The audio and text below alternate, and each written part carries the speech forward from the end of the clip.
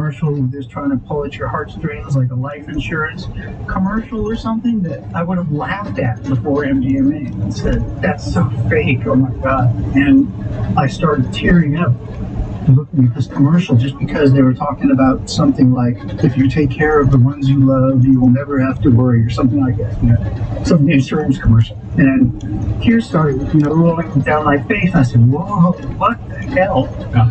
What is happening to me, And you might think, well, that effect, you might see that effect, for a few days after and then it fades away, but, it turned me something in me. At that time, it changed me. It knocked off a whole bunch of plates of, emotional and psychological armor. And everything that you're saying right now makes complete sense to me. I feel the same way. And I wonder why that impression is somewhat uncommon. I mean, I've even had experiences where I've been at a party and I've been talking to somebody else who's on MDMA, and I can tell that they're having this intensely emotional experience. And I think, why are you even wasting this right now? Talking to me, a stranger at a party, when you could be using this for something else. It seems like you have this very powerful moment and you're using it for something that strikes me as sort of frivolous. And for me, the answer to that question is, I was very interested in drugs and was aware of Alexander Shulgin and all of this sort of stuff. But what do you think made you take these things a bit more seriously at the beginning and not fall into the more conventional patterns of use with these sorts of substances? Well, I think it was, like I say, that those first couple of MDMA experiences changed me. I could tell I had something, it had really moved something in me.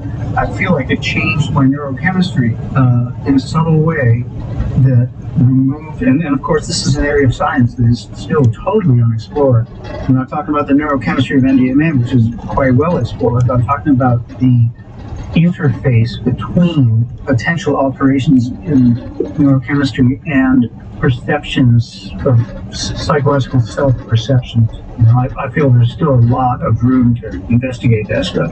Something, it really knocked some of my armor off, and I felt different. I felt like a warmer guy, and I had friends and people tell me I was kind of a hard ass, which of course resonated with knowing my dad was a hard ass. And I am now, and I think I still was then, but just an armored then, but not now, but an empath. So being an empath, and just kind of didn't know I was an empath back then, but knowing after the MDMA experience, and knowing that some of my friends even thought I was kind of a hard ass in some ways, was a really tough thing to, I had to come to terms with that and show them that, it took some time. Over time, they realized, wow, you're not quite like that anymore. It really changed me in a measurable way, I felt. And I think it has lasted to this day. So that was the real kick in the pants in terms of interest, was seeing that change in myself. This all kind of coincided with the beginning of what I like to call the second psychedelic renaissance. I think you were born in 86 or 87, Mike? 87, yeah. 87, so you were only like 8 years old when this happened. And I know how you must feel being a little too young for some of these things that you're being told about in all these interviews, because it was exactly that same thing. I was that age when the 60s was happening. I was just too young, but I was digging the energy, but I was too young. Right. And so I kind of imagine, when I think about you, I imagine that you're hearing about all these things, and you must have had moments where you said, damn it, I wish I had been 25 or 23 or whatever when the stuff they're describing is happening. Yeah. I mean, there is a fascinating time. I mean, if you think about the drug culture, almost any time in history is a fascinating time, but that was definitely a special time in terms of this emerging underground chemistry movement. Yeah.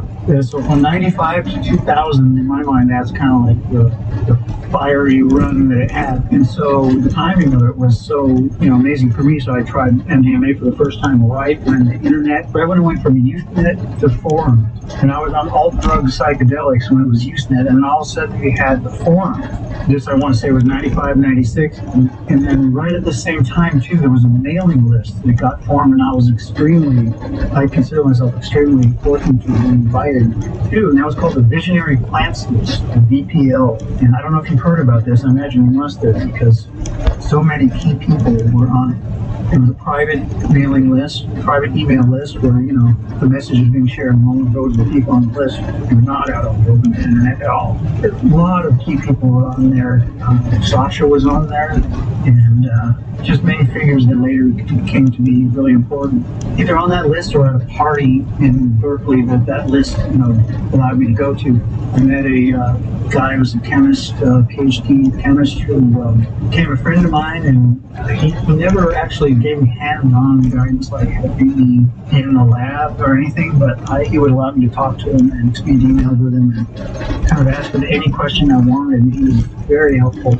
I call him Dr. Tim, and he's not Leary, of course, it's a different Tim, but since I haven't checked with him, I won't go out, you know, say his last name, but he was a very important person. He was good friends with Sasha. And he was another one of those guys who had decided to make the focus of his studies pharmacology and psychopharmacology, and he was one of those people that realized he had to start taking these things if he was going to actually, you know, be a scientist and study these things properly.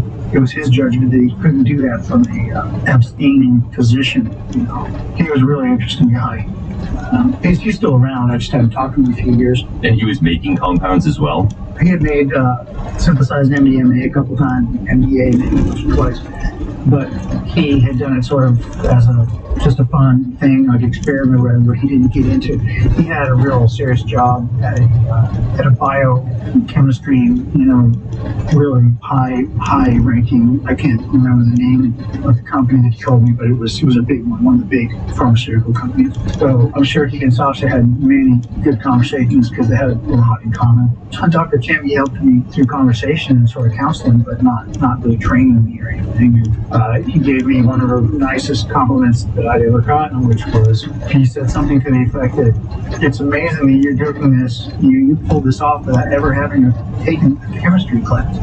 He was like, I don't even know how that works. Like, how did you do that? And I told him, well, you know, I've read for a long time, and I told him, you know, pick one of the easiest ones, and just read a lot before doing it. And I had done, before I did the work, I had done some plant extraction, so I already knew I had aptitude because I had extracted DMT from most osteolas and done a couple of mescaline extraction from San Pedro that were, you know, very low yielding, but showed me that, okay, you know, I know how to do at least that. So that was enough to convince me at that time in my life that I should go ahead and try more serious chemistry. But around that same time, or in 96, the lady that I had met on the VPL list found a connection. You know, it got kind of romantic, and I ended up living in Oregon. I ended up going up to Oregon to have visit with her and have a couple, you know, have MDMA experiences with her, and we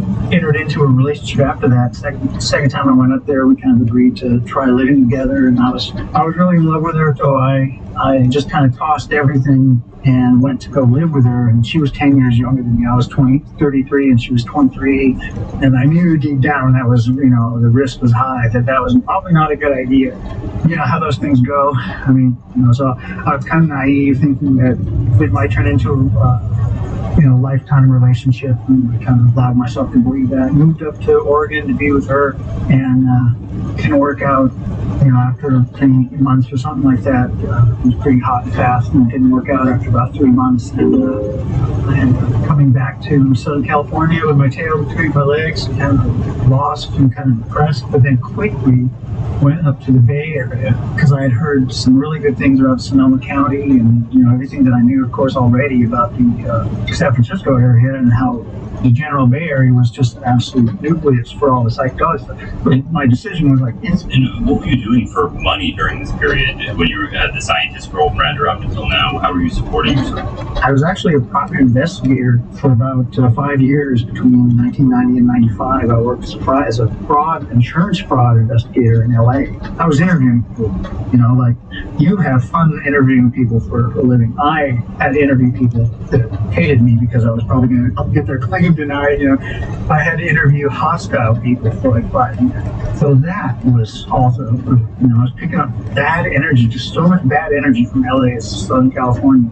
If you want to share a nice life with people, don't work in the legal industry, kids. It would not work.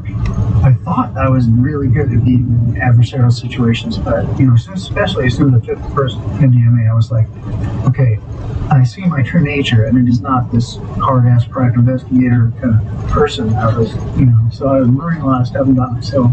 Anyways, when I got up to Sonoma County, good things finally started happening there. I found a job at Hydro Farm, which is pot growers will know, all the weed growers listening will know that was the first contamination company that was selling hydroponics and lights for indoor cultivation, all the way back in that time, 98, 96, 97, 98. So I think that was 99 when I got up there and got a job there. So now the vibes are very nice. I was up in the Bay Area. I was around pot growers. Like everybody that I worked with were pot growers, and they around me were pot growers. And now we're getting somewhere. Now I'm away from the lawyers and the criminals, and I'm in the trees with pot people. So very much starting to improve at that point. I mean, I can't believe my good fortune when I think about the times. I was being invited to Stock Sheriff and Ann's dinners that I'm sure you've heard about. Yeah. And later, I'm sure you went. No. Well, I'm from the East Coast, so that part of it, but also I think that they had ended by the time that I first visited. Yeah, okay. So I was going to these parties where I was just absolutely in the middle of all the most important people in the scene, and just having conversations with people and soaking up knowledge, and it was fantastic.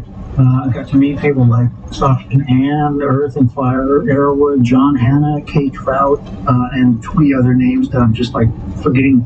Actually, there was a lady, I think it was a lady named Julia. I think her name was Julia Carter, and she never committed any crimes other than, it wasn't a crime, but I can say her name because all she did was, she was like the center of social networking for all these people. She was extremely instrumental in getting a lot of these people together and making a scene happen, because she was throwing these parties in areas near Berkeley, like I think she lived in the area of El Cerrito, which was a suburb of Berkeley or Oakland, and these parties were just legendary, in my mind, and to some of the people I'm sure that can ask them now. So around this time, I was still so fascinated by MDMA that I started just reading everything I could get my hands on about it.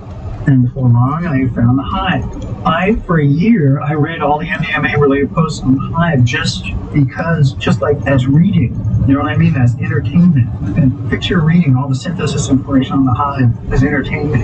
That's what I was doing. And I ignored all the amphetamine or the meth information because I had zero interest in that. So I was ignoring all that, just reading all the stuff about MDMA.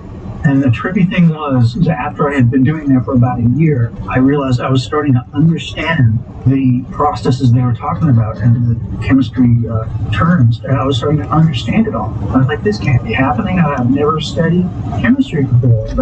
And of course, this was only 1% of how good you can get at chemistry. I was only picking up the bare minimum, but it was, and I didn't even study fundamentals. There was no time. I felt this rush to, once I got interested in the synthesis and started feeling like I could do it, then I just got real focused on the doing of it, but I didn't actually, so at no point did I do what I should have done. That was, study chemistry properly for 6 months or a year. But I never did that. And so when you say that you didn't, did you look at anything? Did you know what a ketone was? I feel like you must have had to have read at least in some kind of chemistry textbook. There was was there educational information on the internet that you were consulting? Well, yeah, the Hive is just this forum with just hundreds and hundreds of threads of people posting their trial and error and all their activities doing clandestine synthesis, and so I was just reading all that. And then when people, people with way more knowledge than me would discuss a little bit about things like ketones and other, classes of molecules or whatever.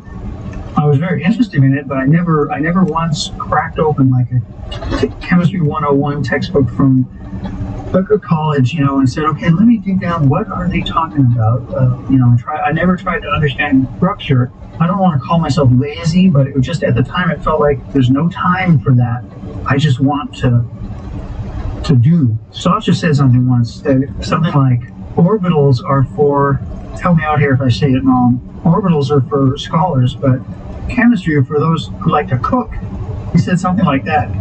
And I think what he meant was, the study can only be so fun, but then the real fun is in cooking, the actual synthesis, the lab work. That's the way I interpreted it. And that was kind of how it was for me. Is I didn't feel like I had time for formal study. I had to do this, and I felt like I was getting close to a point where I could do it. I didn't understand how I could get to a point where I could just follow these things. And then, of course, now the key thing now is the book Total Synthesis by Strike, which landed again at the exact right time for me. As soon as I found that book shortly after I found it through the Hive. And as soon as I started reading that book, the way he wrote in that book, he did this on purpose. He made everybody feel like, this is like baking cookies, and you just gotta apply yourself a little bit more than with baking, but basically, he phrased everything. And there's a connection. Went forward from there, was ready to begin synthesizing MDMA. I was convinced from my study, such as it was, that I could do it.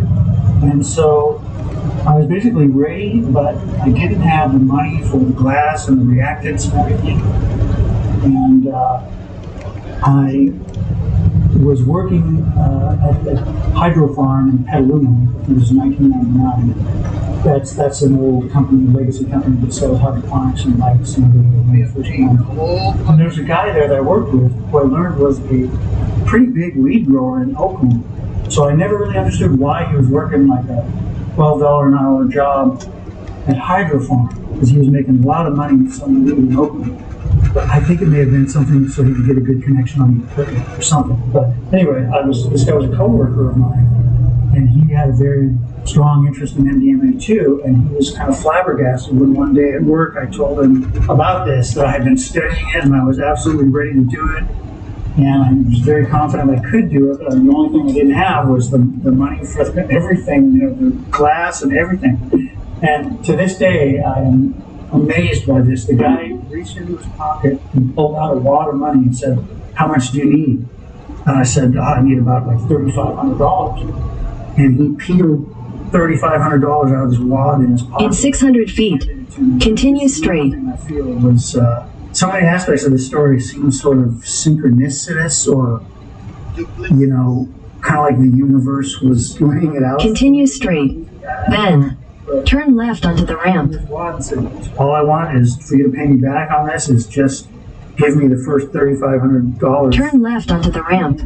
Just basically just pay me first out of in product. So he just wanted like the first $3,500 worth of MDMA that I made. And I said, absolutely, that's a wonderful deal. And so I started buying the glass and everything, and rented a house in the semi-rural Sebastopol, which is a real tiny town about 40 minutes north of San Francisco in Sonoma County.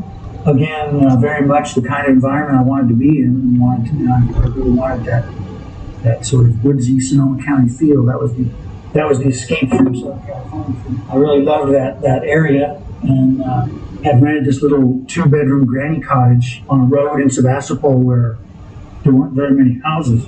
But the landlords, the man and his wife that were renting me this house, lived on the same lot. So they were literally 30 feet away from this cottage and owned it, That was crazy.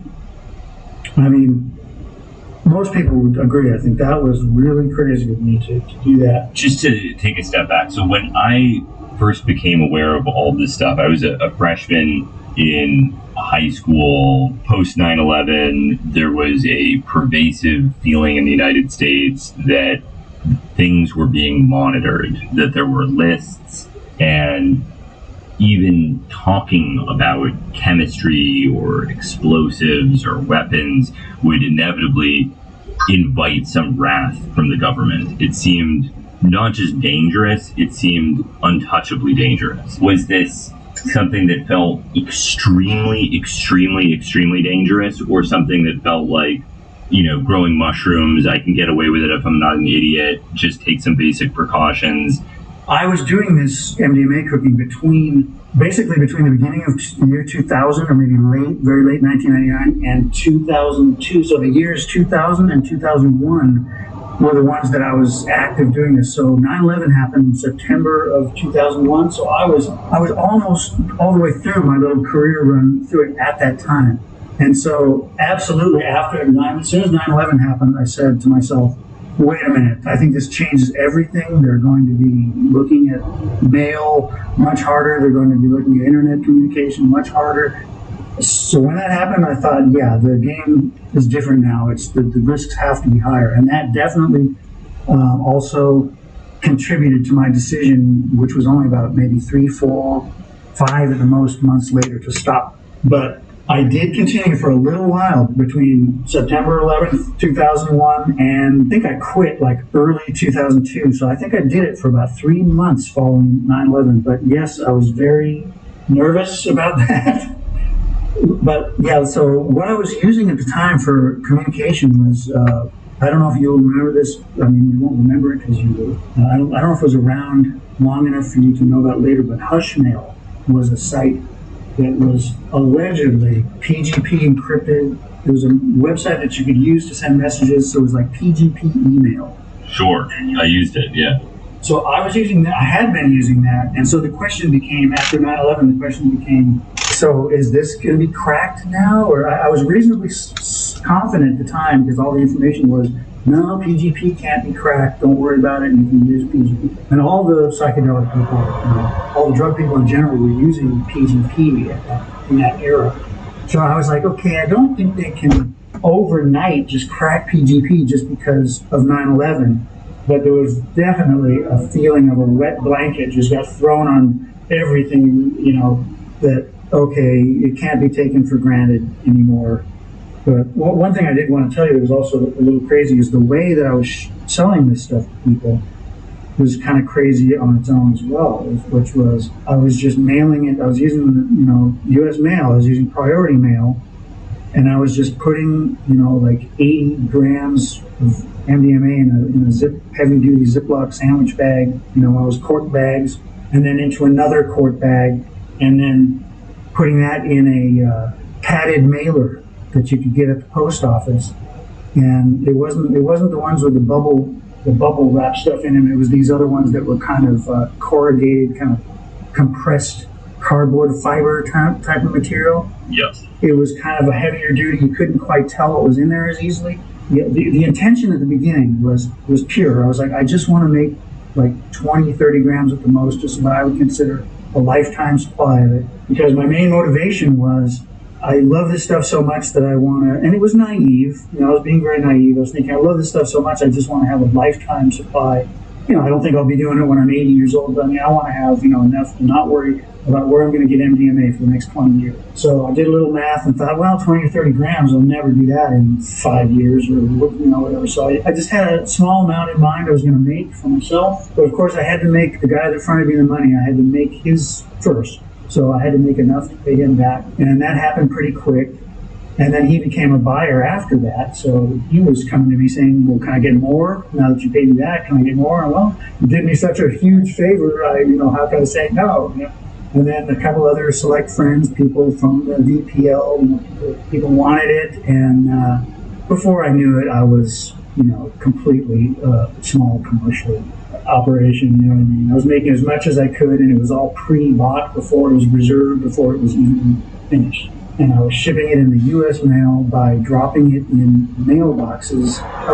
And then when I would go to get the stamps, the priority mail stamps and the envelopes and all that stuff, I had a way of grabbing everything so that I didn't have fingerprints on. So in the colder months of the year, I just went in with my outdoor gloves, my winter gloves, and I just did my business in the post office. with my gloves on, like, oh, I forgot to take my gloves off, and I was just doing it.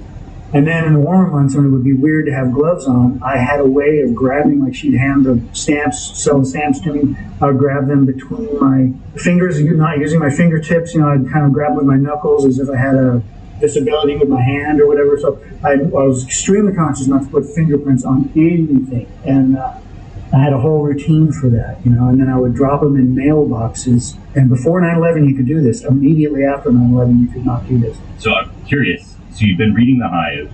You were fronted $3,500 by this colleague of yours. So tell me about the first synthesis and all the things that how you used the 3,500, how you went about it, what synthesis you chose. Take me through that. So the main thing that was amazing was the first synthesis worked. I nailed it on the first time. That was mind blowing. It was crazy how easy some of these things were to buy at that time. The precursor oil was Ocotea cymbarum, which is a sassafras relative, I think.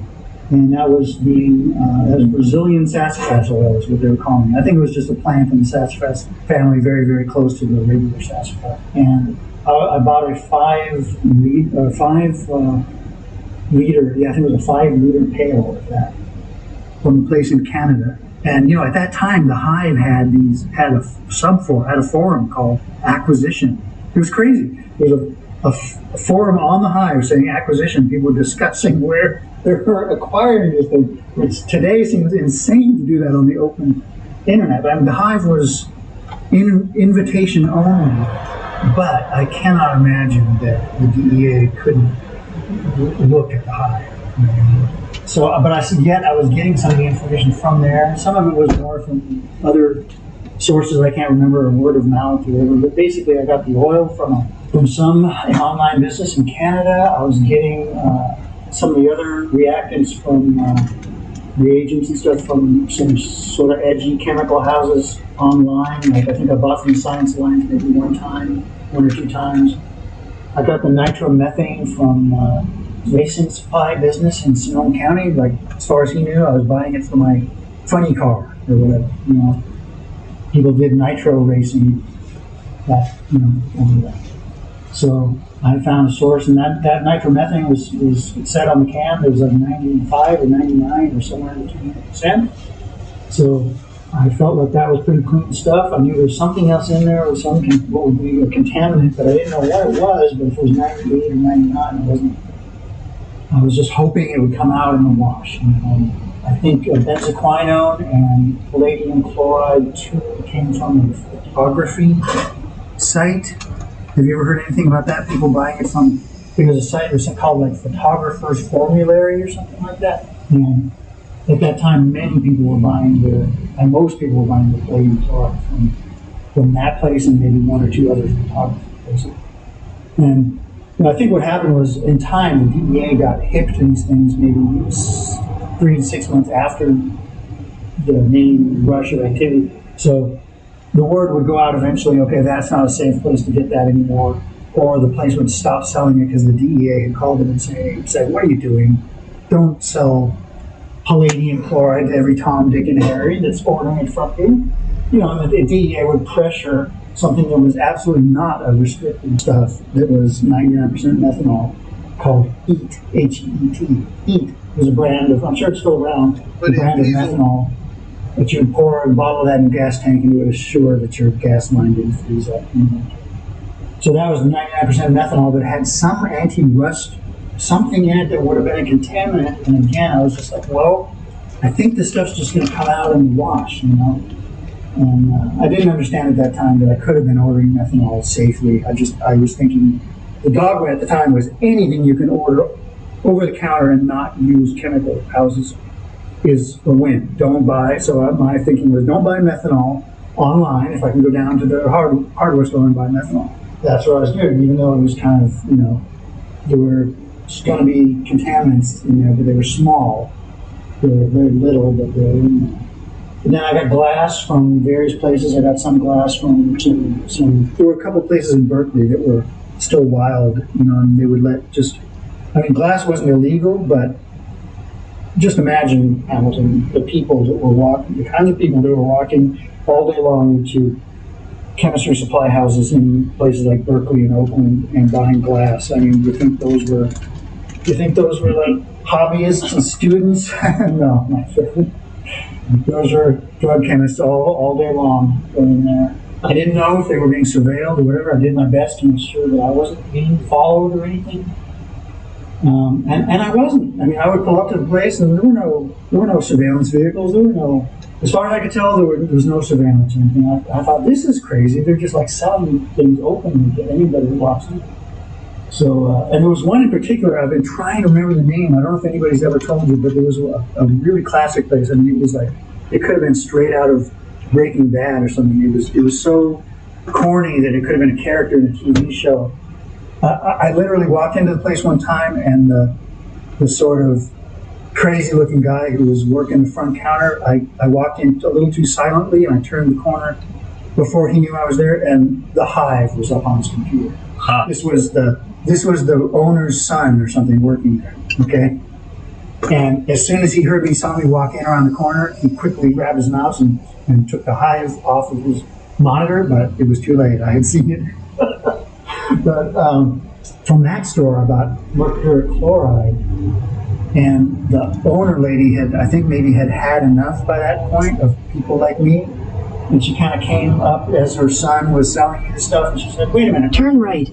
Then, turn left onto the ramp. What are you doing with mercuric chloride? You don't look like a professional chemist." I couldn't believe she was kind of confronting me, though, because their whole business was based like 80% on clandestine stuff. But for some reason that day, she said to me, "What are you buying mercuric chloride for? That's dangerous stuff." And I had done my homework, and I found that it could be used in a water test method. I didn't know, I didn't know then, I don't know now, like how it was used, but it was a reagent testing for heavy metals in the water. Turn left onto the ramp. The student chemist, and I said, "Oh, well, I take chemistry lessons from a guy, and my homework today is to do a test for mercury contamination in water, and mercury chloride is the control, part of the control that we compare it against." So I said something bullshit like that to her, and she just looked at me with a look. It was like she just, disapproval and disappointment. She looked at me like my mother, like she was my mother, and I just told her a lie. She knew I was lying, but she didn't stop the sale, but she just kind of looked at me like, "Oh my God, this is my life," and she walked away. And so, in this first synthesis, do you recall the process that you used to make the MUA?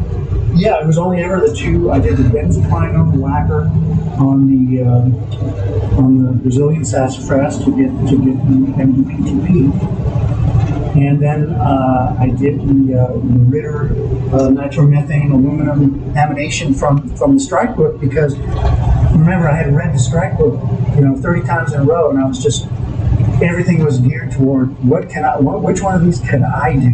Which one of these would work the best with the resources that I have? Like it was kind of a customized thing. I couldn't do just any of them. I had to do the one that had the least potential for explosion, the least stress when trying to get the chemicals. And everything just pointed to that Ritter synth.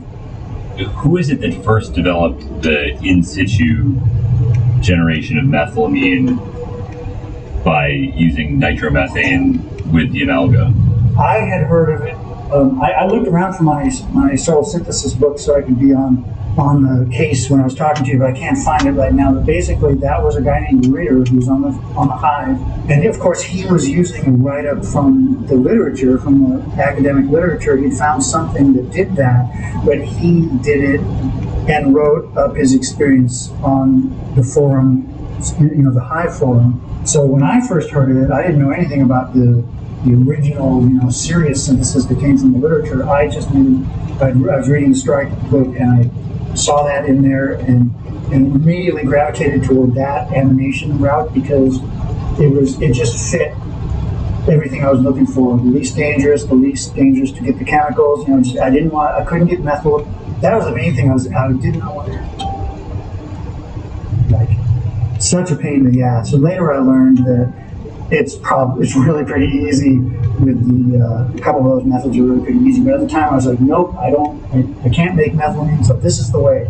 So I gravitated toward that one, and I did it the way it was written in the strike book. But what the core of all this, the sort of the crux of the matter with me writing up the write-ups was that I felt that the guy, and basically, if I'm going to be honest with you, almost everybody that wrote, every Hive member that wrote up their exploits in a thread on the Hive, almost all of them were, I'm sorry guys, if any of you are listening, but most of them were bad writers.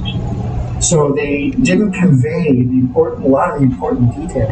And they weren't leaving things out because they were afraid, they weren't leaving things out because they were afraid people would try it. They were leaving things out because they just weren't very good writers, and they weren't including details in the write-up.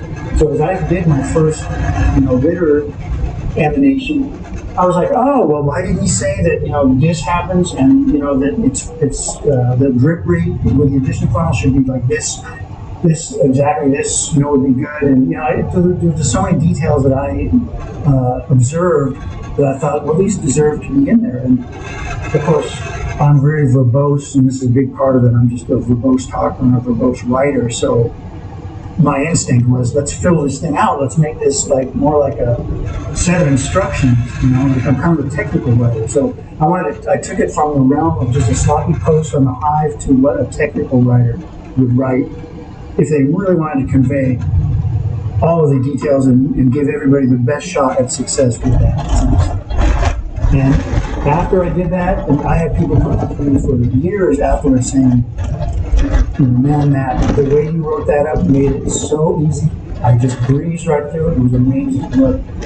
So it really made a difference, I think, too. It made a difference for me. I mean, I did those write-ups in the beginning for myself. I when I went to do it again and again and again, I wanted to.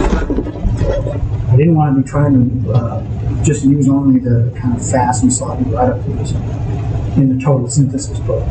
So that was the beginning of all that. I just wrote it up and posted it, and people loved it. And, I think I might have done the animation first, and then when I saw how popular that was, I did the benzoquinone whackers, because there were many details in that I felt were left out of strikes. So I don't know if I went off on a tangent again, but that was... No, this is fast. So you succeeded the first time you tried. Do you have a sense of how long it took? I mean, your first experience taking your own product? I mean, it's a pretty awesome feeling, I'm sure, to endeavor into something this complicated and risky and to succeed. Yeah, it was amazing feeling. I'll never forget it. And the girlfriend I had at the time, she didn't really have faith in, she thought I was going to screw it up. I don't blame her a bit, because I was a guy with no chemistry background. I told her, despite having no chemistry background, I've been studying this and I can do it. And she was like, yeah, chemistry, how did that happen? It still blows my mind today, but I think it was just when you get passionate enough about a subject, that auto, and you're not trained informally, that auto didact thing can kick in to a degree where you kind of become. So yeah, after having my mind blown by just actually nailing it on the first time, then the synthesis, because it was just a matter of refining it. So I probably worked for about, I might have worked for about 3-4 months just to pay the guy back his money and start making it for other people. This is 25 years ago, so my memory of some aspect chronologically getting a bit hazy because it's 25 years ago. But basically, I did it for 2 years, like I said, between 2000 and 2002, and it just kind of became my job, like an entrepreneurial venture, but still, one of those things where it's like a small business, and you just wake up in the morning thinking, well, I've got a lot of work to do today, and there was nobody. And the thing that drove me in terms of that was just knowing that there were people waiting. People were pre-ordering stuff, so they wanted the next 10 grams or whatever, and they would send me the money ahead of time. and just wait for it. So I was getting reserve orders. I don't think there was one time that I made it and then was like, well, who do I sell this to? It was pretty sold at all. So as time went on, between I'd say through 2001, it just kind of got steadily more and more routine. I was happy for the income, and by the way, by the peak of this, I was making like $10,000 a month, which was of course at the peak of this, I was making like $10,000 a month, which was of course that was more money than I'd ever seen at that time. This is my job now, you know, and I'd say that kicked in. So yeah. It's about I'm just loving getting this stuff out to everybody who enjoys it. And I did have a few of those. I've heard you talk to other people in interviews about that sort of Pollyanna view of I'm going to make the world a better place and stuff and spread the love and everything. I had a little bit of that, but I hadn't really, gone that far into it. I knew it was a great thing to me. I knew that people were getting their hearts opened by that stuff as well, like happened to me. So I knew that was good, and I knew I was selling something that was not going to be dangerous for people, unless they abused it. Of course, I couldn't control any of that, and I did hear stories later of people taking too much of my stuff because it was so good or whatever. But I had hoped that most people would approach it like I did and kind of take it responsibly. Of course, over time, I learned that is very rare. People use it that way very rarely. And over time, I realized, okay, I'm just feeling the rave thing. Yeah, I felt very strongly that the real way, the smart way to use this stuff was to use it in a sort of sacramental setting with one other person. You turn off the phones, you light the candles, you put on perfectly chosen music, you put a sign on the door that no one should even knock on the door. You just make sure that there were many times when I took a girlfriend to like houses on the coast. We'd rent a house for a weekend on the coast of Sonoma County, like in Jenner or Gualala, places like that. It's like an isolated mansion on the coast, just so we could have a totally sort of ceremonial and sacramental setting where we knew absolutely nobody was going to knock on the door, nobody was going to call on the phone. We had from 6 p.m. to 6 a.m. all on our own, and the whole weekend on our own. Nobody was going to bother us. That was how I felt and still feel MDMA is best used. But people do what they do, and if it fuels a huge party, then people, another thing was that it's unsafe. In my mind, it's unsafe to the physical parameters of MDMA. They get dangerous when you're jumping up and down, sweating, not drinking enough water. Those things can turn into a dangerous situation. So just on that basis, I used to feel like you guys are doing all wrong. You want to, stay very, you want to stretch out like a cat on a sofa, and you just want to take it easy and get spiritual. You don't want to be sweating in a room with 1,000 other people. This is just my view. But the rave culture was so powerful. Not to be denied, I played a part in fueling all that. But anytime I had somebody's ear, I said, please don't do that. Try, or at least try it this way. I met people that had not ever taken it in a quiet, sort of sacramental setting. The only thing they had ever done was take it and go into a sweating, rave of 1,000 other people. And I was like, you have to try it this other way. Please try it this other way. I got through to a few people on that. Most of them. Wait, do you have an approximate idea of how much you paid during your run? I've thought about that. I could get kind of close, but let's see, let me try to remember the scale. I think I was using, at first at least, I used the scale that's in the Total Synthesis book. So that was, help me out if you remember, but I think the optimal yield off of that, once you cleaned it up and salted it, was 27 grams, supposed to be like in an optimal situation. Was it something like that? I think it was like if you absolutely had a beautiful one, everything perfectly, you would get like theoretically you get like 26 grams. So I would get 17 to 18 at the time. This is after the crystallization. The crude yield from the first salting was up around 25, 24. But that was yellow and orange and full of making sculpture, and you throw a sheet over it, and then you have friends over and you say, okay, here's my sculpture that I've just been working on for a long time, and you pull the sheet off, and everyone goes, wow. To me, recrystallization was the moment when you opened the freezer and you saw what you had in that frozen acetone. That was like voila. So I was very careful with recrystallization because I wanted that snow white crunching look at the end. And also I was very cognizant of that recrystallization is your last chance to get rid of anything bad. So I had beautiful product after the recrystallization, but I never knew that I had something really pure until a friend of mine who had access to the university lab. Actually, I'll just say it was that ex-girlfriend of mine that worked in Oregon. She had access to a lab. She said somebody ran it up on GCMS, and it was like a perfect spike and everything, like no contaminants. And that was another huge moment for me because of validation that all the care that I took at this, that I saw like a lot of people didn't take. It was all good, and it was all for a very good reason. Right? All that care and to try to keep contaminants out paid off. I was proud of that. I was very proud of that. Still am.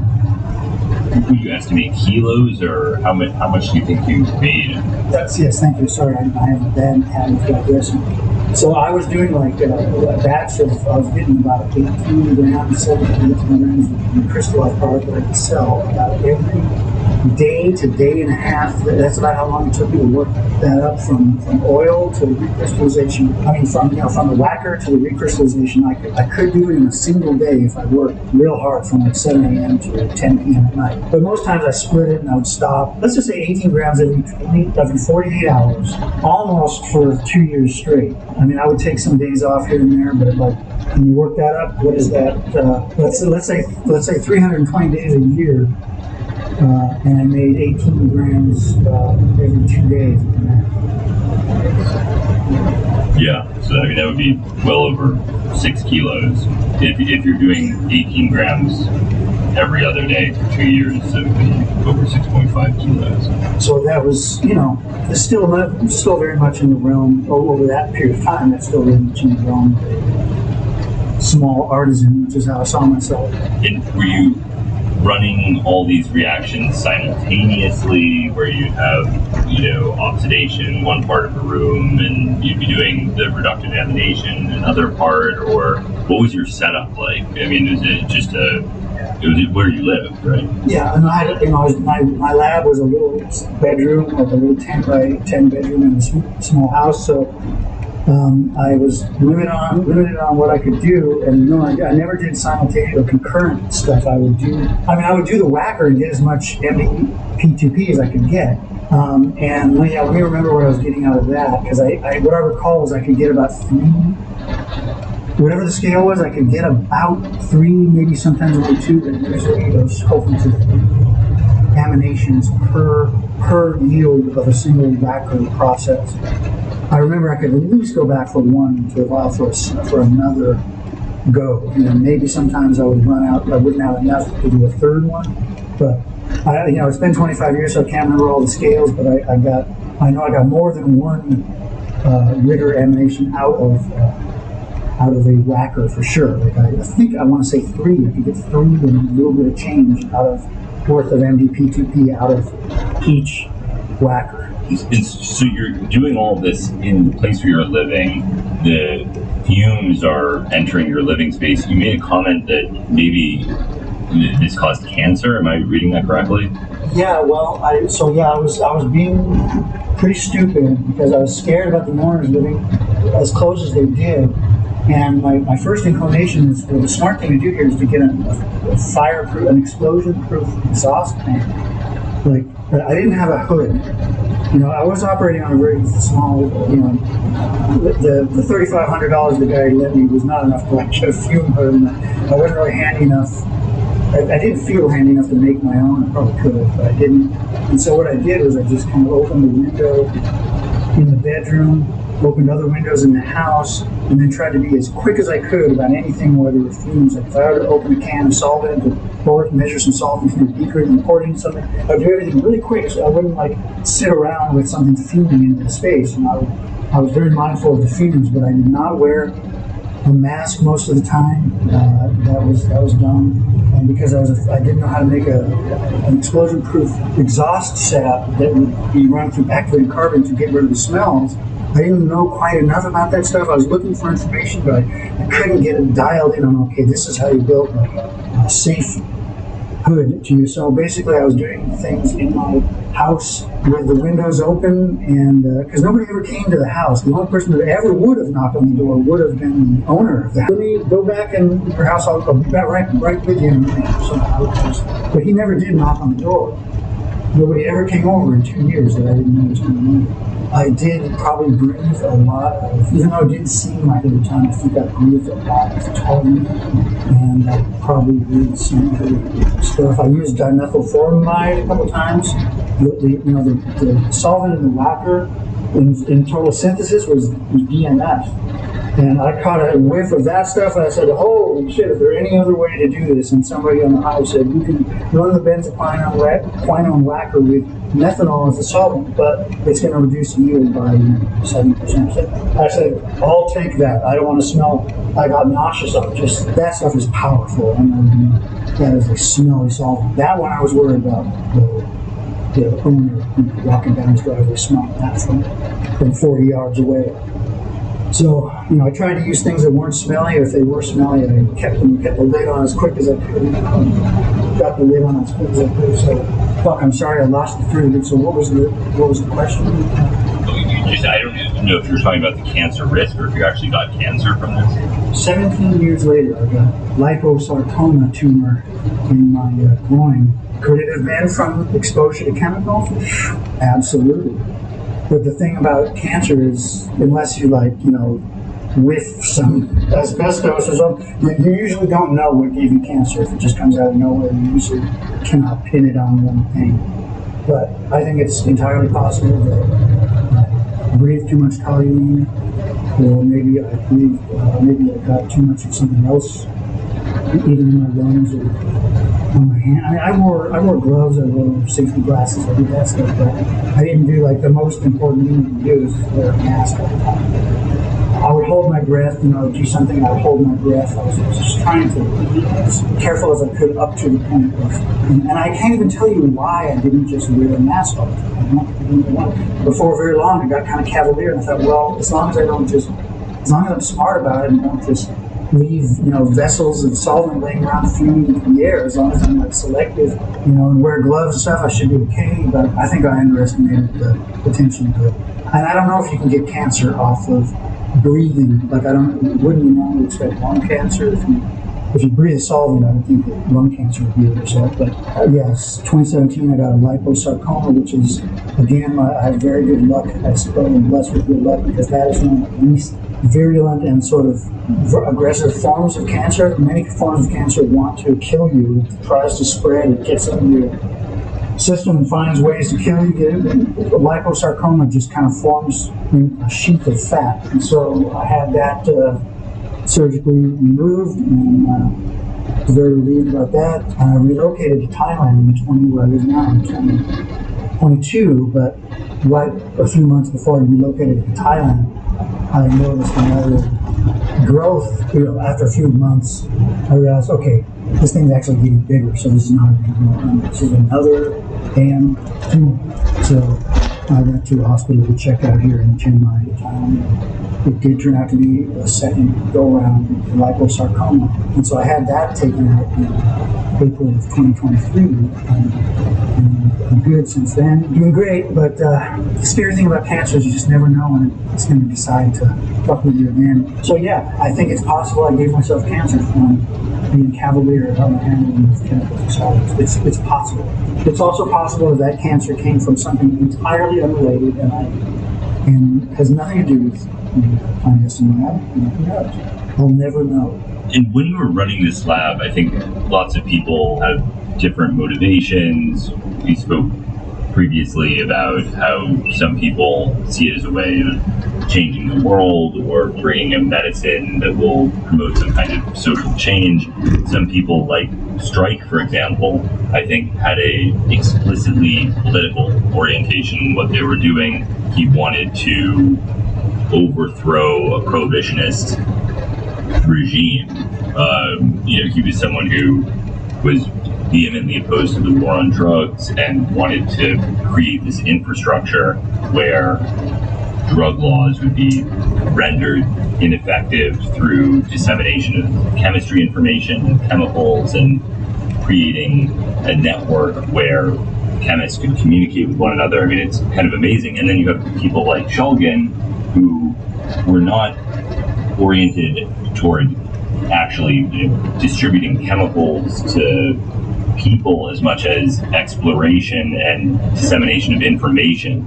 You're doing this at a time after the publication of PCAL. Did you think, oh, maybe I should make some 2CB or some 2CT7, or maybe I should make some new variant of MDMA? Did you have any curiosity about pushing this in other directions, or maybe even just a commercial orientation, which I think is also totally fine? I don't think there's anything wrong with people that want to make a lot of money.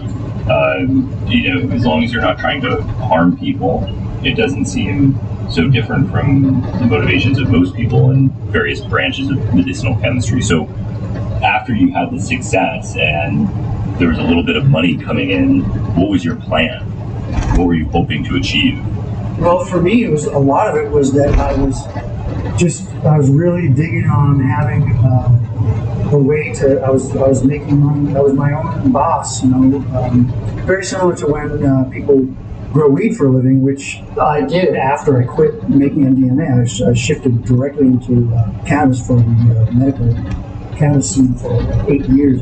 But much like weed growers, I was just enjoying having my own day. I was my own boss. But I was also very opposed to the drug war, and always will be, the way it was conducted, and still is probably. And so I was right there with everybody with my view of all that. But I did not have any illusions about maybe I can make a difference in that. Like maybe I can create so much of this stuff that I'll help tear down the war on drugs. I was very realistic about that stuff. I didn't believe I was going to. It's similar to the way a lot of hippies in the 60s felt about LSD. We're bringing about a massive social change, and they did, but it just didn't turn out to be as big as they thought. They were hoping to change the entire spiritual fabric of the planet, and what they did was they changed the fabric of American society for a few years. And there's been lasting changes, but I mean, they had a massive view of what they might be able to do for the planet in LSD. And I think maybe some people in the beginning of the MDMA thing felt similarly, like we can change the whole world's spirituality with this stuff, but I didn't have illusions about that. I knew the DEA was still very powerful, and then, like you said, once 9/11 hit, it's only going to get worse from here. As far as government breathing down your neck, I knew it would get much worse. Yeah, for me, it was mainly a great way to combine having my own entrepreneurial little thing happening and helping people have those same kind of. I hope that people had the same kind of spiritual changes that happened to me when I took it. Again, not a sort of Pollyanna, like I hope 1,000 people. I hope I changed 1,000 people. Or something like that. I just hope that somewhere out there, people were taking my stuff and coming out of it a slightly better person, which is what happened to me. And so, as you're doing this, you're making a good living, it's interesting work. What made you think that it was time to stop? Were there close calls with law enforcement? Did you know other people who were getting in trouble? What motivated you to cease your operation? You never had any legal problems, right? No, mainly what it was, as we talked about a minute ago, was that 9/11 kind of threw a different mood under things. So already with that, I was feeling like, okay, the party's probably over with these kinds of things. because shortly after 9/11, nobody could really tell how far it was going to go, how far the federal government was going to go as a reaction. Everybody was just kind of freaking out that it happened. So it's just kind of creeping paranoia. I thought, how long can I get away with it? You know, I imagine myself to be on a DEA list of purchasers. Like, I don't know that I was, and nothing ever happened, but I imagine, they have a list of people that buy, you know, let's say they bought those 5-liter pails of oil from this country in Canada. Maybe they got a list of everybody that's been buying that stuff, and maybe I'm on that list, and they're just working through the list, and maybe next month they're going to get to me. You know, I started thinking about this kind of thing. Now, I may have been able to go for 3-4 more years. I don't know. But I started to get paranoid. Just, you know, I started to get to the point where I was having trouble sleeping because you start picturing the door getting kicked in at 4 a.m. by DEA agents. So congratulations, DEA. You scared me out of it without even doing anything. That's the name of their game. Hats off to them. They scared me after a while. I didn't want to go to prison. And at some point, I kind of woke up and realized you have a drug lab in your bedroom, and you're living next to your landlord, and you're ordering chemicals online. And like, how long can you keep getting lucky with this? And I eventually concluded that not much longer.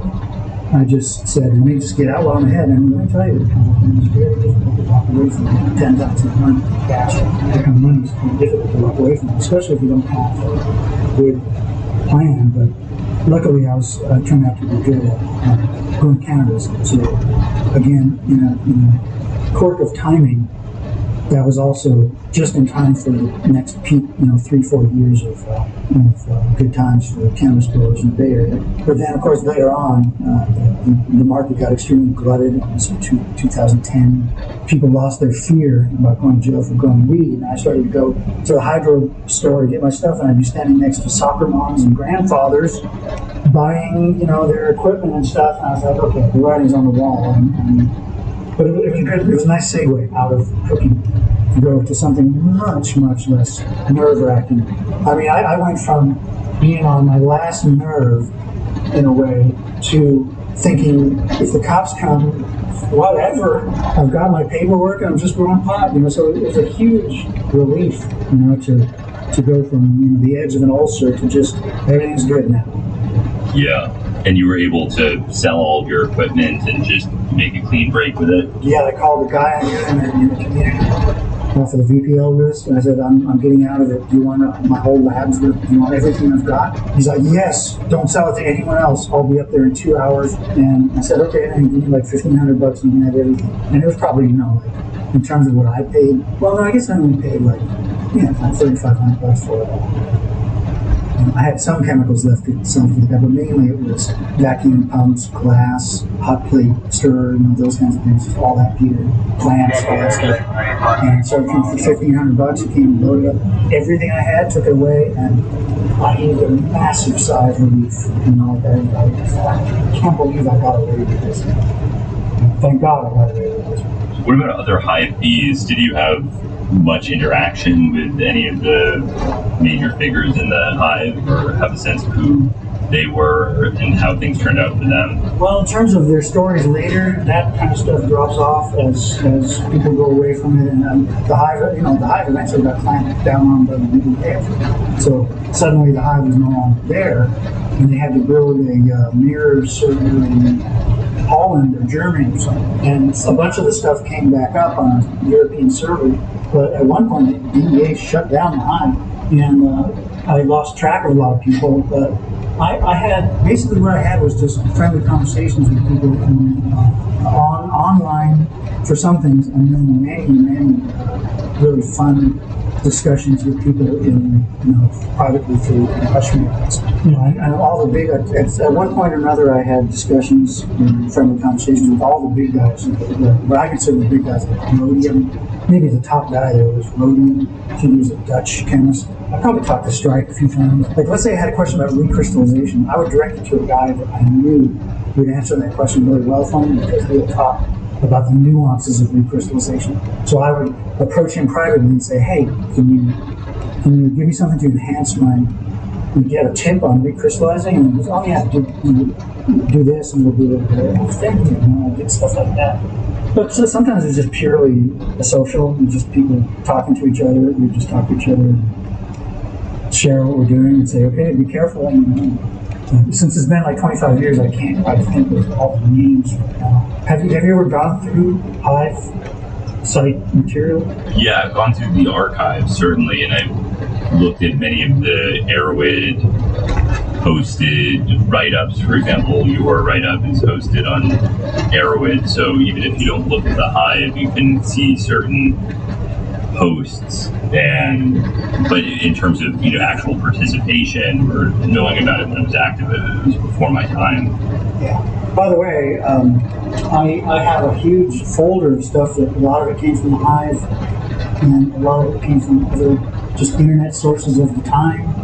So if you ever want to go through, I've probably got some kind of esoteric stuff from that era. Oh yeah, send it along, and if you don't mind, I could even make it publicly available for anyone else that might want to learn from it if there's nothing sensitive. Yeah, I think it's all just, it's either copy-paste stuff, documents from Hive posts that were particularly educational or whatever, and then some of it was, do you remember the Entheogen newsletter? What's it called? The Entheogen Review. I got the entire history of that. And just so much stuff I can't remember. But I was just got huge folders. I think I kept it when it looked like the Hive, like the feds might shut everything down and you might go into the dark, or the internet might go into the dark, and I didn't know what was going to happen, so I saved a bunch of information. Kind of similar to what you do. I just wanted for posterity, and I wanted to save as much information as I could. And do you miss it ever? Do you ever consider going back? Are there any aspects of this that you'd like to revisit or things you wish that you'd done? I absolutely miss it. Miss the activity. Miss doing chemistry. Definitely. Would I ever consider doing it again? No, because my life is so different now that the only way I could do it again is if the world changed so much to the point where even Thailand allowed anybody to have their own lab, so that'll never happen because Thailand is even more conservative than the U.S. I married a Thailand kid, and so I live in a local neighborhood. I don't live in the downtown Chiang Mai where all the tourists are. I live in a neighborhood way sort of in the suburbs, and I'm very much a local guy. I could not. I even pine sometimes for just being able to do a simple plant extraction, because that's, if you can't do some real synthesis, like sometimes it'll scratch the itch just to extract some alkaloid from a plant or something, but I don't even dare do that here. Like I wouldn't even dare pick up some lambgrass in Thailand. We don't even have the same kind of rule of law. I mean, we have rule of law, but then here, but then you have whatever they want to do to at least in the U.S., I would have maybe a fighting chance by having a situation come up and we get a good lawyer and then knock it down to something small. But no, I would die in prison here if I got sent. So, no, it's probably a chapter of my life that I never get revisited. And just to sort of consolidate the chemistry, because you wrote this very influential text for the synthesis of MDMA, and we've talked about this, but we haven't gone into too much technical detail about exactly, I mean, we've talked about it a little bit, but are there innovations, things you learned, tricks, mistakes, any technical synthetic ideas that you think are worth conveying to people listening to this? Yeah, they might just be like notes of interesting trivia or whatever, but there were some things that I came up with that it's been so long, I kind of can't remember for sure whether I came up with them or whether I just refined them a little bit. The one thing that sticks out in my mind is, I think in the Ritter preparation of the aluminum and the Ritter in the animation, and the upper animation, it's just kind of said to just get some oil and just kind of rip it up and put it in there, something very basic, didn't really go into detail, but I can't be totally sure, but I think I came up independently with what I ended up doing was running heavy duty with Reynolds Wrap aluminum foil through a paper shred, and they would give me ribbons of heavy duty foil, and then I would cut that up in like 2-inch long little strips with scissors, and so I'd end up with all these little like inch long and 1/4-inch wide little ribbons of foil. And then, because the first couple times I did it, whatever they have in the book, I noticed that I didn't like the way the aluminum reacted. I can't remember whether it was too slow or too fast, but I thought it's got to get a little better than this. They must have been too fast. Yeah, it was too fast because it didn't feel controllable, because that was why I decided to compress it. So I took the cut up pieces of foil and ran them through a coffee grinder. And then with the coffee grinder, compressed it into these little pellets like the size of a large grain of rice. So it was compressed, but not super compressed, like it would still break up. And so that was, when I did that, I had my first absolutely gorgeous animation where the reaction went just picture perfect, vigorous yet not threatening to get out of control. It stirred well. I remember just everything just clicked as soon as I prepared the aluminum that way. Because other people were talking about trying to do things like just tear it up with their fingers and have sheets of it. I think even Sasha did a couple things sometimes where he put just like straight pieces of foil, and it was like he had to add more NaOH or something. So I knew there was like a problem with flat, open foil sort of reacting in a weird way. So I hope I came up with that myself. I can't really remember if somebody else triggered that idea or whether I. When I did that, I got what I consider to be as good as you can get reaction, exothermic reaction dynamics out of that process. That just went perfectly every time. Out of necessity, I came up with things for keeping in vacuum distillation, so you had like vacuum, like distilling the MDP2P. Maybe I needed one notch stronger of a vacuum pump, but the one I had was like, I just needed a little bit more vacuum at the heat that I was trying to do it. So I ended up sort of innovating for myself a thing where I took pieces of rag, just cloth, like dish towels ripped up, and I would wrap the distillation column in the distillation condenser. That was where it seemed like it was just losing the heat a little too much. So I would wrap that with some fabric and then form aluminum foil over that, and just kind of created a insulation over the vital parts of the glass where I felt like I was losing heat. And then I would get a good smooth distillation of the ketone. So I was just finding little things, those kinds of little things were what were missing in the roughly written stuff that I was coming across. And maybe that would have been irrelevant to somebody that had just a little bit stronger vac pump than I did. But I came up with little things to make it all work for me. And I kind of pictured that a lot of the guys out there were like me, were maybe using kind of slightly too weak vacuum and things like that. So I would try to convey little details. You mentioned that you made MDA using sodium cyanoborohydride. Do you remember that, or why was MDA unattractive? Can you tell me about that chemistry? Yeah, actually what happened with that was some of the people that I was selling MDMA to, Burning Man, I think 2000, Burning Man 2001, so right before 9/11, Burning Man 2001, some of the people I've been selling MDMA to said, MDMA is everywhere now. Can you make MDA?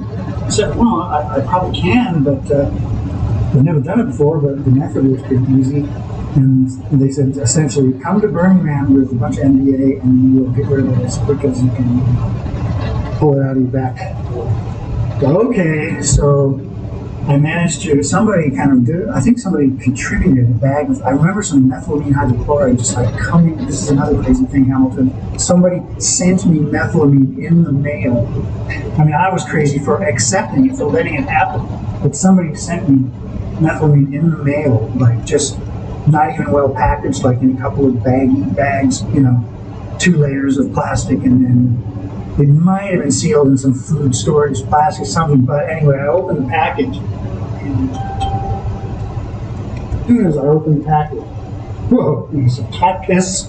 Like, oh my God, it was so risky being mailed that stuff in the mail. But anyway, I was able to make it easily because somebody sent me some method, and I just followed the method in total synthesis. And rented a tank of helium, I think, to displace the oxygen because you were supposed to use nitrogen or something.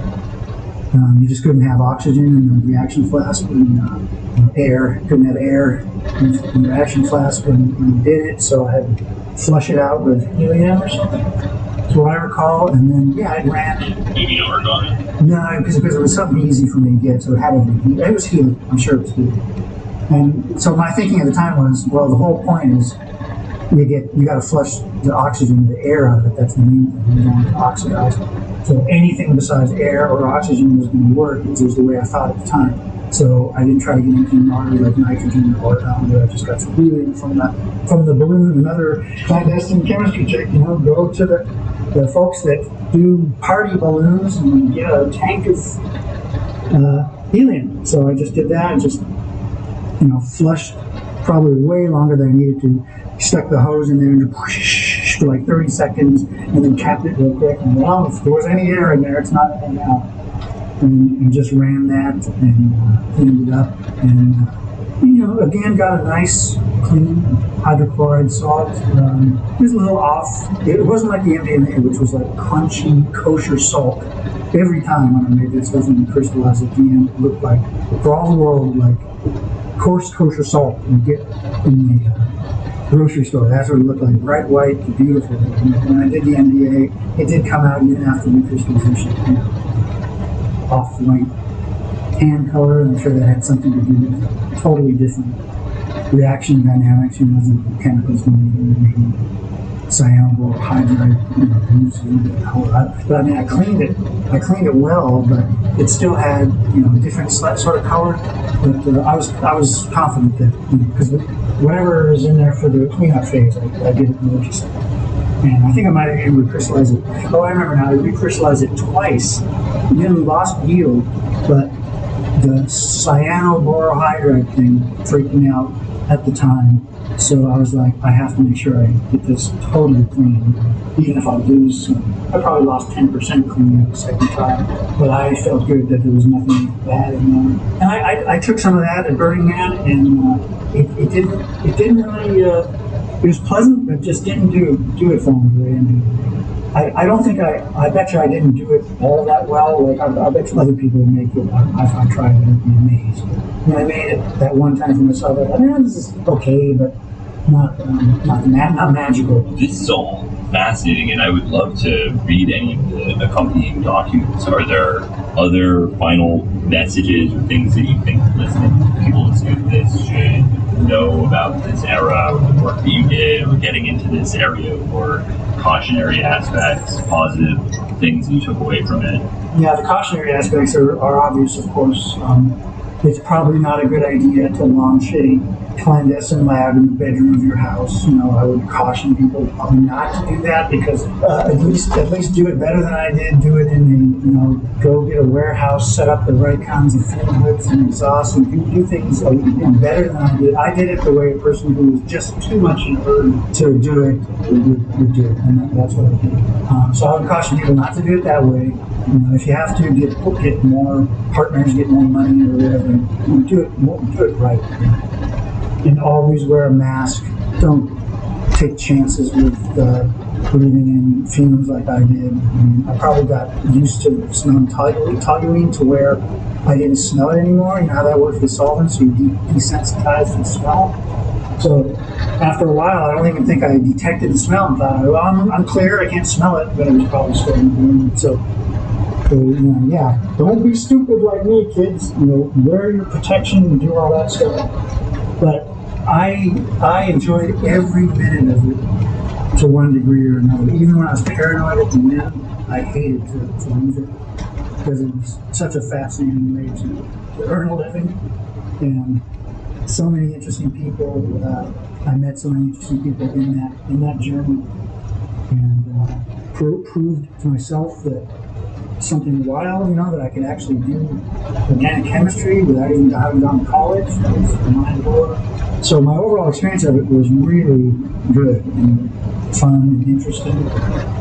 But, if I were excellent at robbing banks, I wouldn't advise people to rob banks, but do it well. So I can't really. All I can say to other clandestine or potential clandestine chemists out there is take your time and do it right and protect yourself. Don't be in a hurry just because it's a fun thing to do. Do it right. If you're going to do it, do it. Do it safely. I think that's great, and I think it's a fascinating historical overview, and I really appreciate your time. I think that this is a really great discussion, and I so much appreciate that you reached out to me. Oh, me too, man. I mean, this is, like I say, I've enjoyed your work since you started it, so this is a wonderful thing for me to be able to talk to you and to talk to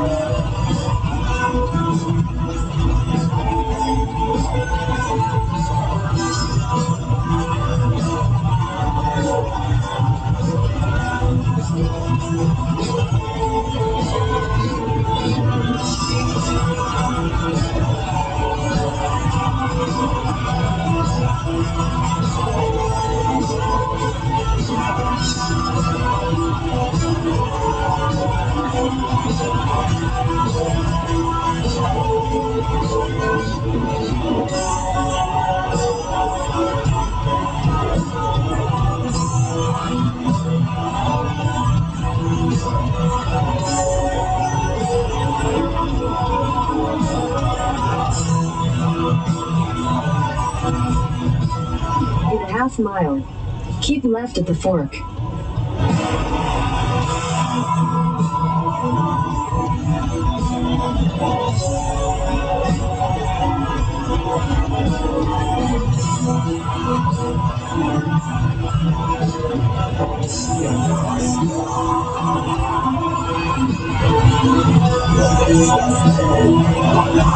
Keep left at the fork.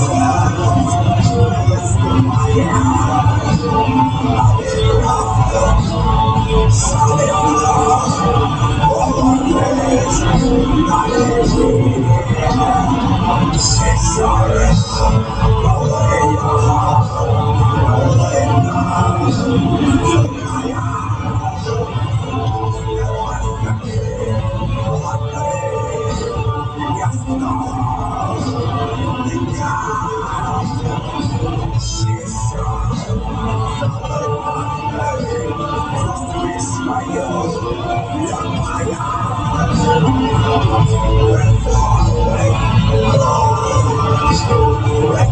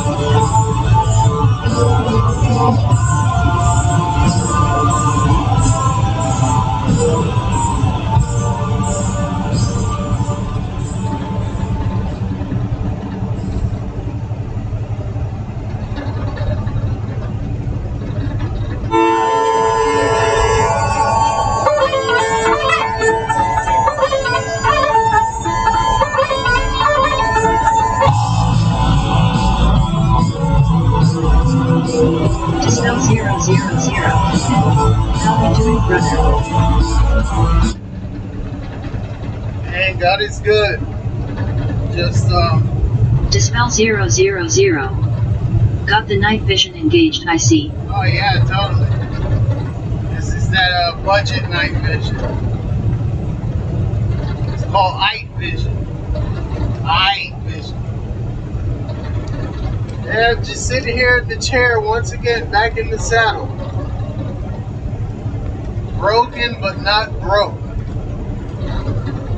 At least not now. I'm in horrible pain. But as they say, no pain, no gain. I bought some baking soda, so I'm gonna try to eat a couple of spoonfuls of baking soda. Dispel 000. Commanding the caboose, whole kit, and caboodle. Yeah, the whole kit and caboodle, brother.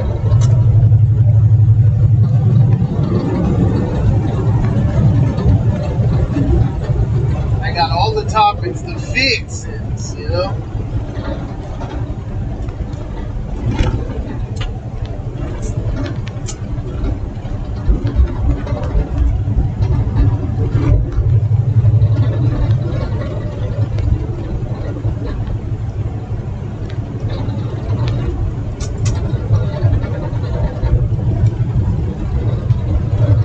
What's going on with you, brother? What you up to? What illustrious venture are you pursuing right now? Dispel 000. Taking a shit? I have even more family over for dinner. Oh. We had tri-tip, beans, coleslaw, burgers, and dogs. God damn. Dispel 000. Mashed potatoes. Got the old proverbial smorgasbord.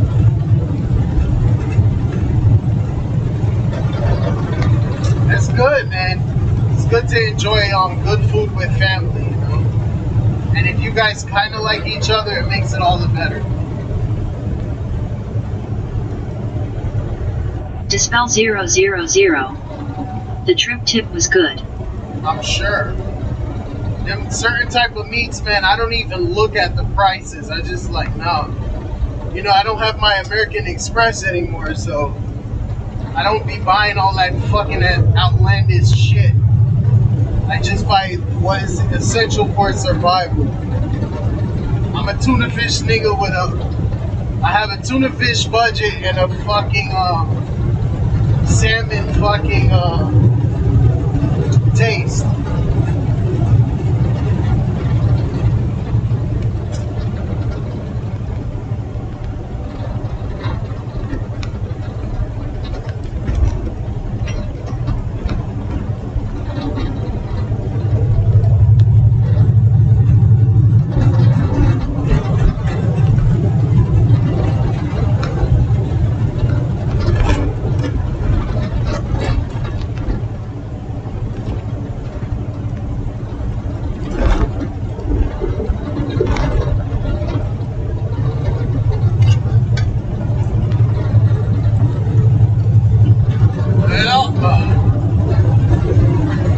Dispel 000.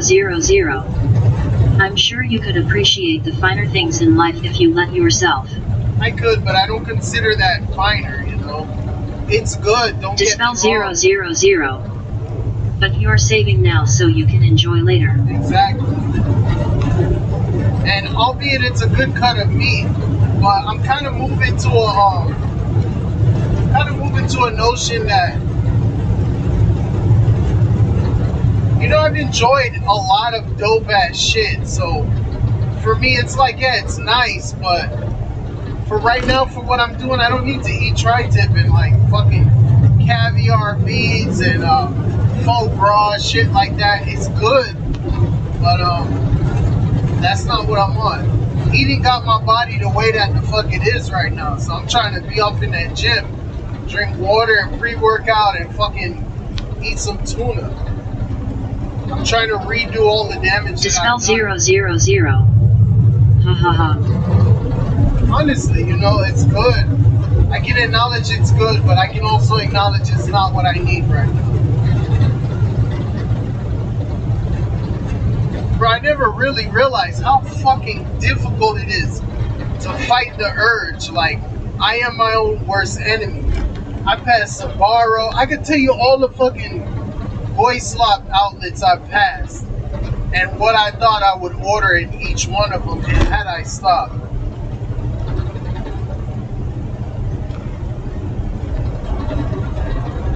very difficult to deny yourself, man. And you shouldn't even mentally consider it denying yourself.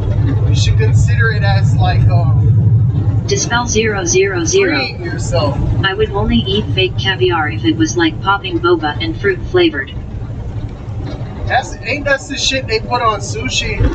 But no, it's not. That's not fake caviar. It's actually just low grade bulk caviar. I didn't even know fake caviar was such a thing. What are they, like jello beads, tapioca? Fish flavored tapioca. You gotta watch those sneaky fucking Asians.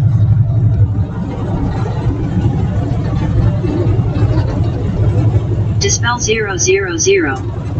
Man, tell me about myself. I fucking am my worst enemy for sure. Well, at least you can acknowledge it, man. You know, as bad as we are, I always look at it like, well, you know, there's people who lie their entire way through life. Not only to themselves, but to the people they claim to love. For that, I can say that I'm at least a little bit better. Not to compare or say I'm better than them, but I think morally I'm superior, definitely. People lie their way through their entire life. The whole fucking thing.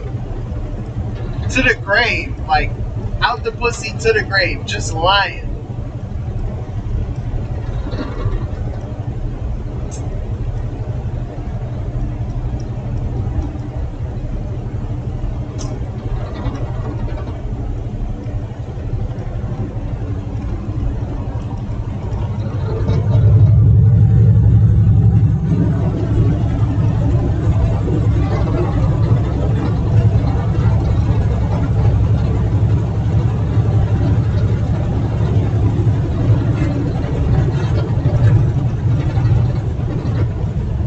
You don't try to cover your fucking faults and flaws. You know, even if you don't work on them. Dispel 000. It's crazy. Great. Even if you don't work on them, just the act of acknowledging them and being honest to yourself and others, I think is a courageous thing. I know, it's, for lack of, that's the best word I got, the gayest word. It's a very stunning and brave thing to do. Dispel 000. To never know yourself at more than a surface level. Yeah. It's people scared to be in their own company for more than like a couple of hours. Like, talk about days and shit. Certain people like that, man. I'm very fortunate that that's not how I'm made, you know. I think you are too.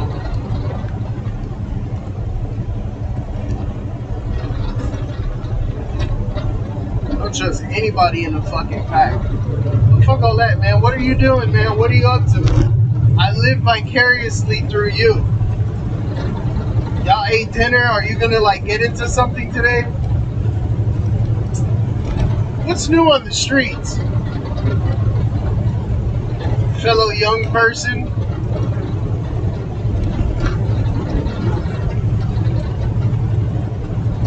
Dispel 000. When I'm alone with myself, I just come up with ways to make money. Well, could be worse. You could be a fucking gooner. That's like hell, man.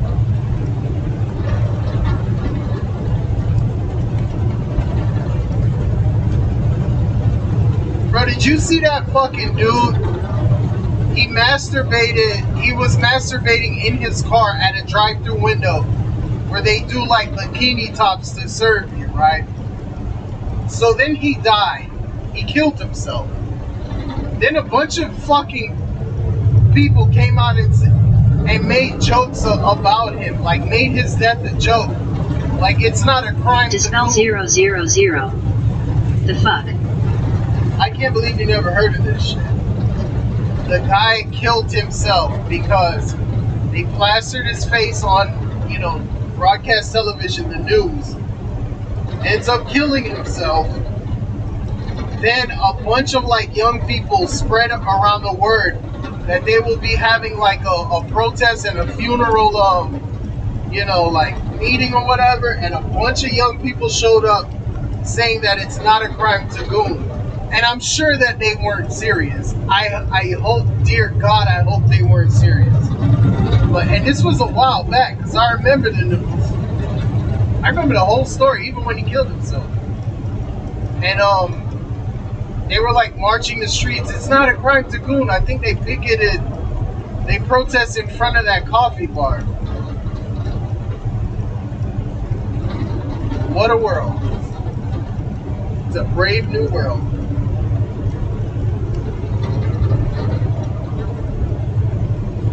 A gay new world, buddy.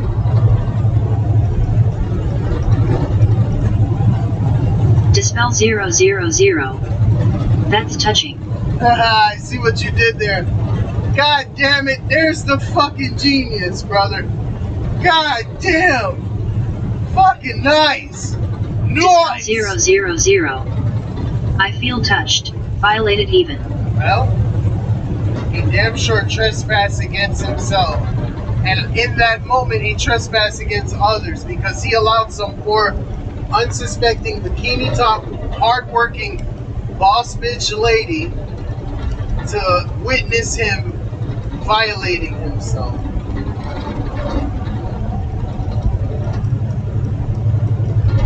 I'm not saying defective people should kill themselves, but I'm saying certain defective people should be away from everyone.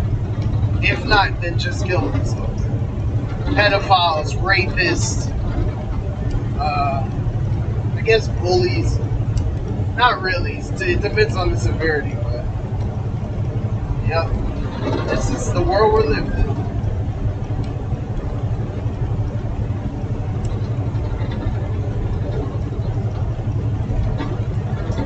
It turns out there's a set of defective people that actually do kill themselves. The problem takes care of itself in a way. But it seems like they must be like so tragically depressed and sad. It's like a never-ending ache, a depression that can't be dealt with, I guess. Dispel 000. I would never KMS. Okay. I'm glad I got that that you told me that, you know what I'm saying? A lot of people, they end up like say, nah, he would never do no shit like that. That's just not him. Me neither, not anymore. Since I've been on this Jesus shit, like I don't even think like that anymore. It's weird. I think part of it too was hormones and maturity, I guess. But who knows? I don't know. I was on some shit. And I think my life was a whole lot more sad back then. Sometimes you think it'll never get better, it'll never end, but if you hold out just long enough, everything always gets better. Historically. Even the country, I know one day it will get better. It might not be the same that it is now, but it will get better. Everything does. Dispel 000.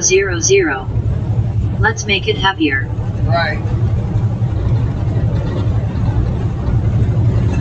Dispel 000. Happiness is a choice, my friend. It really is. Yeah, because I see a lot of angry motherfuckers, bro, for no reason. I was one of them. Enveloped in my own fucking problems.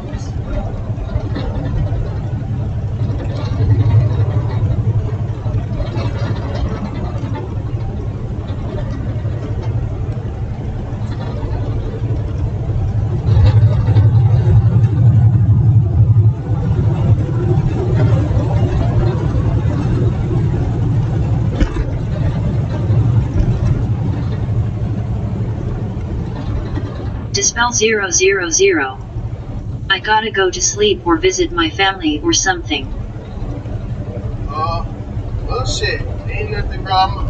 I got an hour and a half till I'm at my final from there, I want tuna fish, but I can't because I have a rotisserie chicken and you can't fit it in the freezer portion unless you spatchcock that bad boy.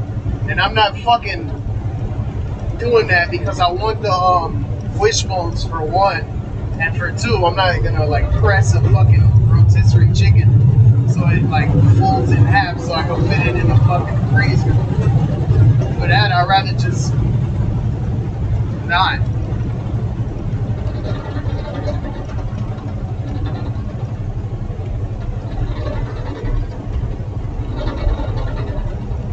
I'm gonna get once I get there, I'm gonna eat dinner and go to sleep as quickly as possible because I have a feeling tomorrow's gonna be some shit.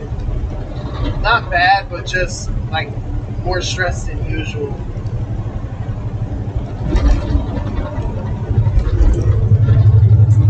Dispel 000. Same. That's why they call it Blue Monday. Dispel 000. Glad you're doing good. Glad you are too, man.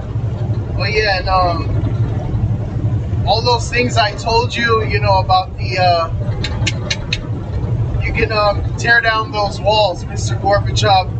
Me and Waters are back talking, so you know you can cancel that order 66. Dispel 000.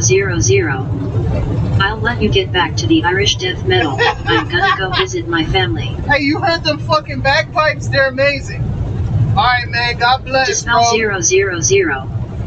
You can thank Gay Radio. I will, every day of my life, brother.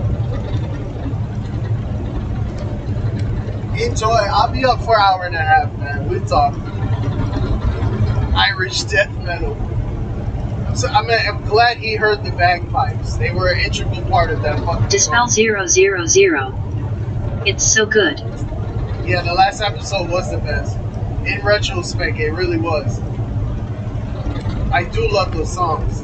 They were really good. And even the song you made was like really good. Damn. And it's like you roast the motherfucker in that shit too. That's a lot of good moving parts.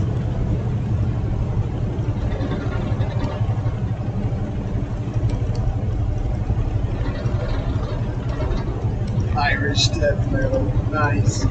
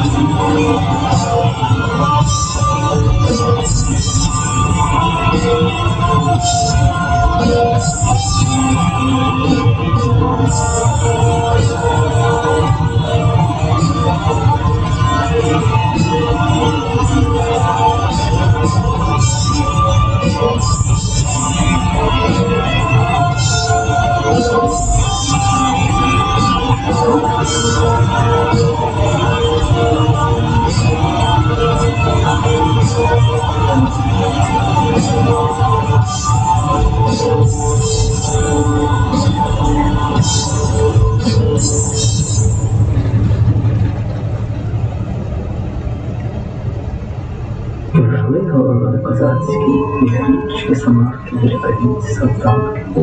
Слава про їх на мене поляже.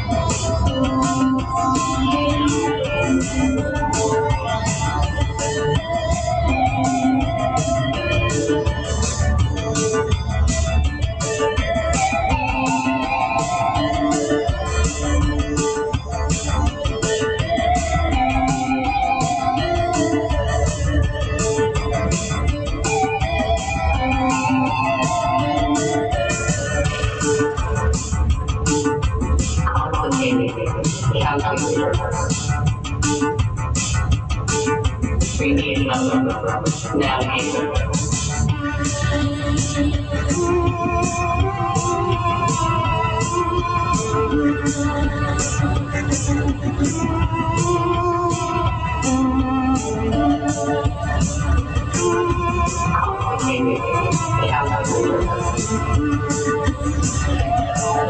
Rename number.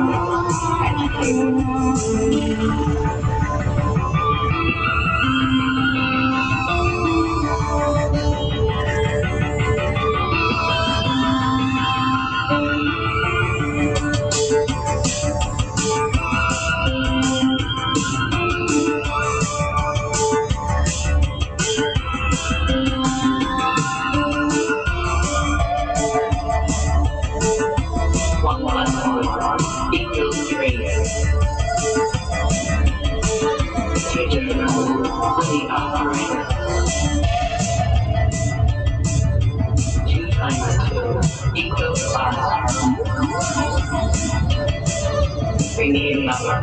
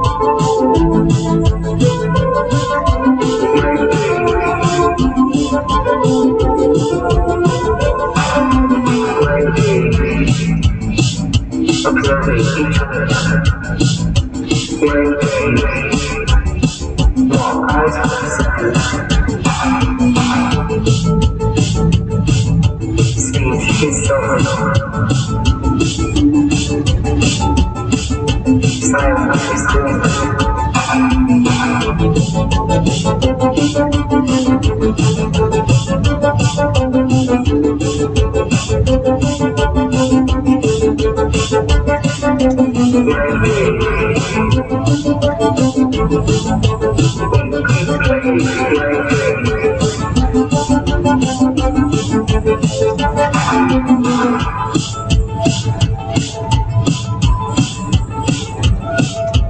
Building was standing.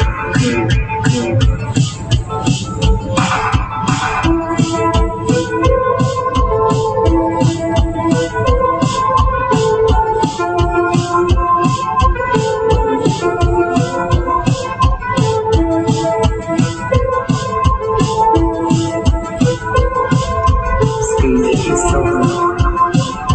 Silence is good.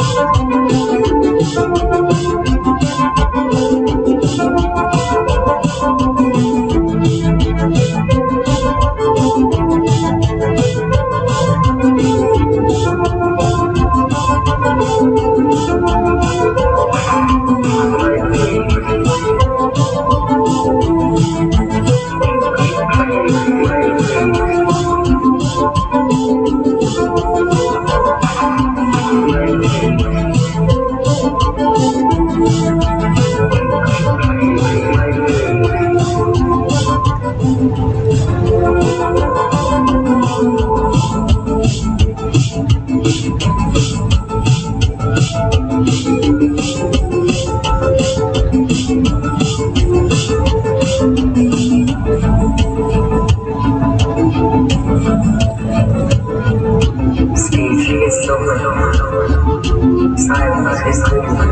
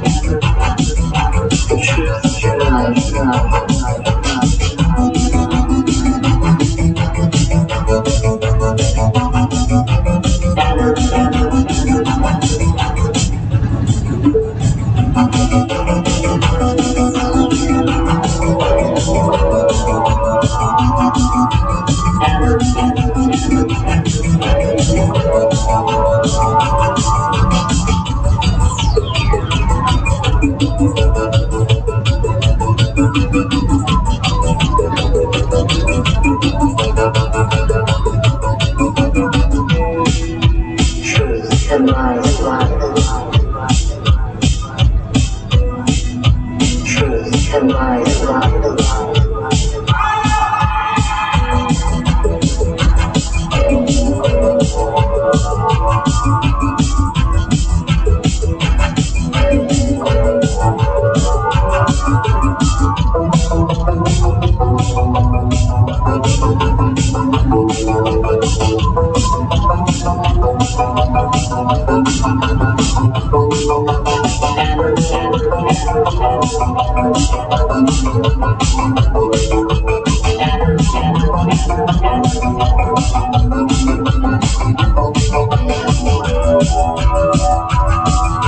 Your television the truth lies.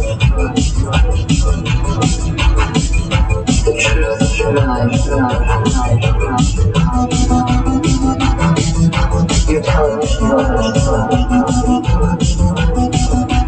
truth lies.